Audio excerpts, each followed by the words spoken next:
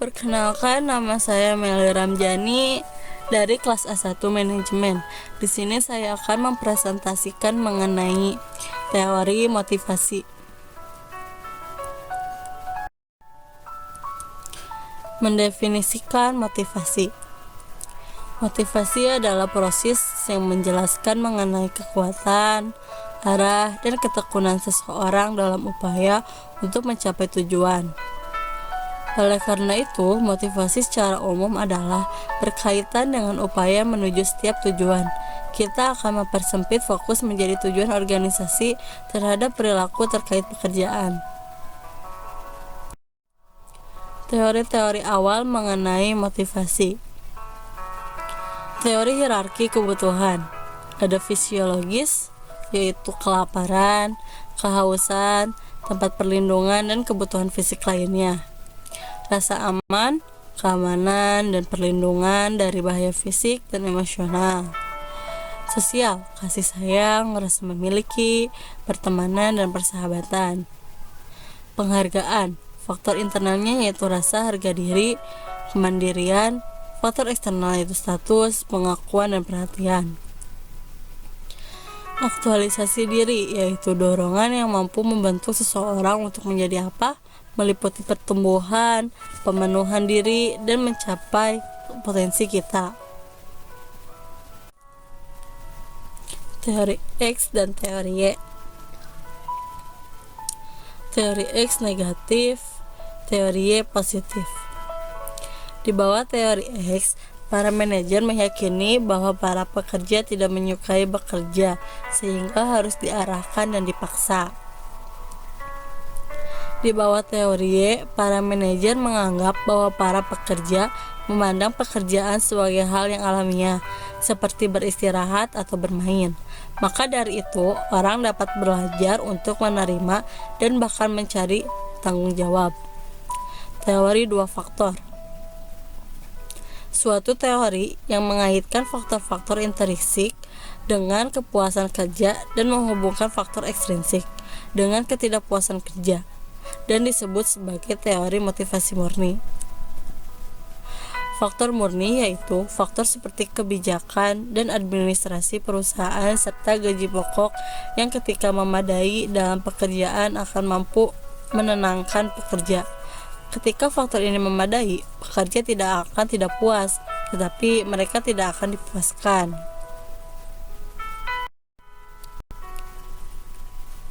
Teori dua faktor belum didukung dengan baik dalam literatur dan memiliki kritik.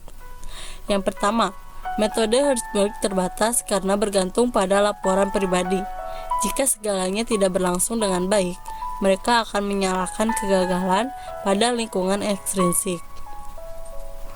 Kedua, kendalaan metodologi Herzberg dipertanyakan.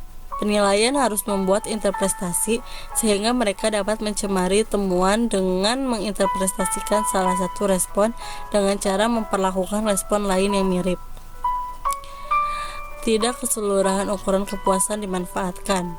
Yang terakhir, Herzberg berpendapat bahwa terdapat hubungan antara kepuasan dan produktivitas.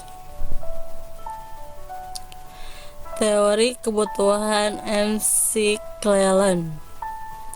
Suatu teori yang menyatakan bahwa pencapaian, kekuasaan, dan afiliasi adalah kebutuhan yang penting dan dapat membantu dalam menjelaskan motivasi. Kebutuhan akan pencapaian, dorongan untuk berprestasi, pencapaian yang berhubungan dengan serangkaian standar.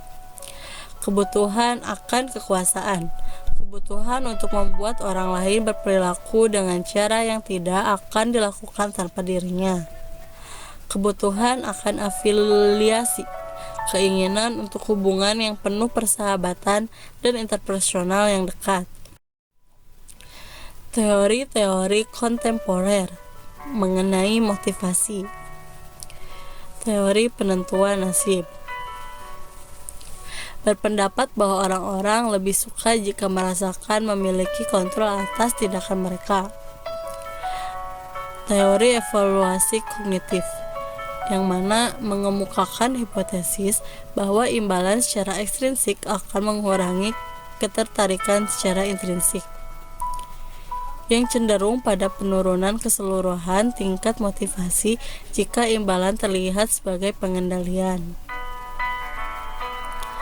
Kesesuaian diri, yang mana mempertimbangkan seberapa kuatnya alasan dari orang-orang dalam mengejar tujuan mereka konsisten dengan minat mereka dan nilai inti. Keterlibatan pada pekerjaan yang tinggi investasi atas fisik, kognitif, dan energi emosional pekerja ke dalam kinerja. Teori penetapan tujuan. Suatu teori yang mengatakan bahwa tujuan yang spesifik dan sulit dengan umpan balik akan mengarahkan pada kinerja yang lebih tinggi. Tujuan yang spesifik menghasilkan level keluaran yang lebih tinggi daripada tujuan yang digeneralisasikan.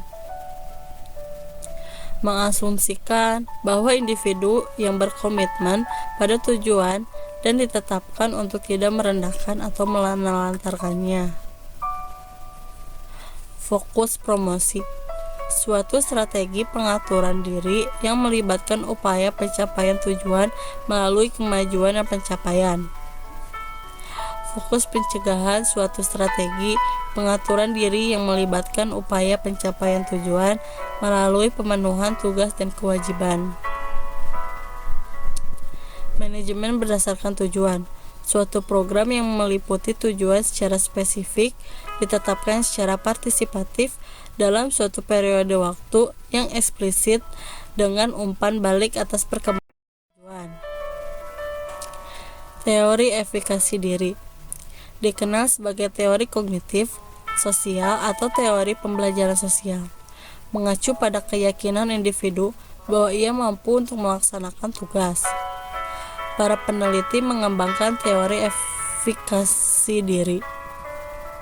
Yang ke-1, kemahiran dalam melaksanakan. Kedua, pemodelan yang dilakukan. 3, pujukan secara lisan. 4, stimulasi. Teori penguatan. Suatu teori yang mengatakan bahwa perilaku merupakan fungsi dari konsekuensinya. Behaviorisme, suatu teori yang berpendapat bahwa perilaku akan mengikuti stimulasi dalam suatu hal yang secara relatif tidak terpikirkan. Teori pembelajaran sosial, suatu pandangan yang dapat kita pelajari baik melalui observasi dan pengalaman secara langsung. Model pusat sudut pandang yang pertama, proses atensi.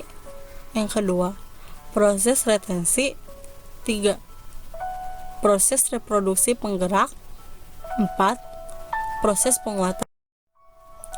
Teori keadilan atau keadilan organisasi. Suatu teori yang menyatakan bahwa perbandingan individual mengenai input dan hasil pekerjaan mereka dan berespon untuk menghilangkan ketidakadilan.